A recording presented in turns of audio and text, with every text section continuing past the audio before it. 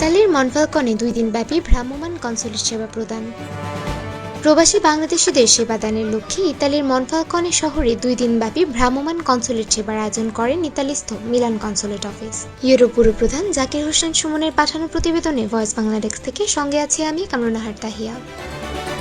Monfalcone Bangladesh community নেতৃবৃন্দের সার্বিক সহায়তায় সান কানজিয়ান ডি সনসু পিএসিসির কাসা দেল্লে অ্যাসোসিয়েশন হলরুমে আয়োজিত কনসুলেট সেবায় প্রায় 2000 প্রবাসীর পাসপোর্ট নবায়ন, সার্টিফিকেট প্রদান, নো ভিসা আবেদন সহ নানা সহায়তা দেওয়া হয়। তবে সেবার স্থানটি ছোট হয় ও প্রবাসী বাংলাদেশিদের উপস্থিতি বেশি হয় অনেকেই সেবা না পেয়ে ক্ষোভ প্রকাশ করে ফিরে আসেন। 2 দিন ধরে কি লেগে অপেক্ষা করাইবেন? আমার পাসপোর্টের ম্যাচ শেষ। আপনাদের লেগে আমি মিলানো যাই নাই। 1 মাস আগে আপনারা কইছেন এনো আইবতে গেলে এনো কারো আমার আজকের এটার মূল্য রইল কি? রমজানের এই কষ্ট দেওয়া হয়েছে,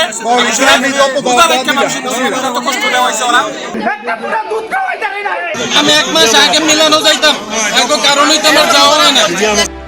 মিলান কনসুলেট অফিসের কর্মকর্তারা জানান, রমজান মাস হয় ও সেবা প্রদানের স্থানটি ছোট হয়, সেই সাথে সেবা গ্রহীতাদের উপস্থিতির বৃদ্ধির কারণে নির্ধারিত সময় থেকেও 4 ঘন্টা বেশি কাজ করেও সবাইকে সেবা প্রদান করা সম্ভব হয়নি বলে দুঃখ প্রকাশ করেন।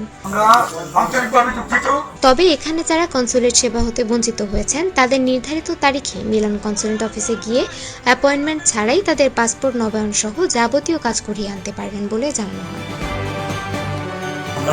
মেসরে এবং মনফালকন অধিক সংখ্যক বাঙালি বসবাস করে নিয়ে আমরা এখানে একটা স্থায়ী কনসুলার সেবা চাচ্ছি। আমরা প্রথম থেকে আমাদের যে সংগঠনটা হচ্ছে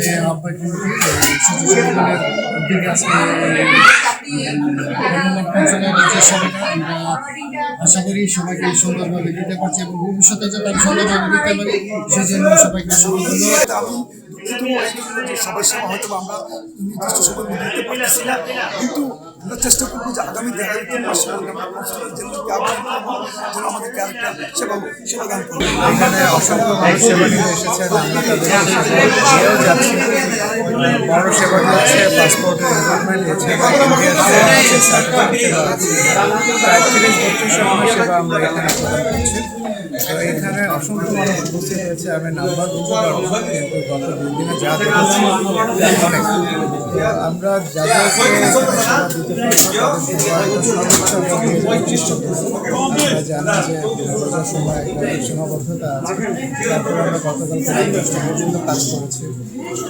এরপরেও যদি কারো সেবা বাকি থাকে আমরা এখান থেকে তাদের জন্য তারপরে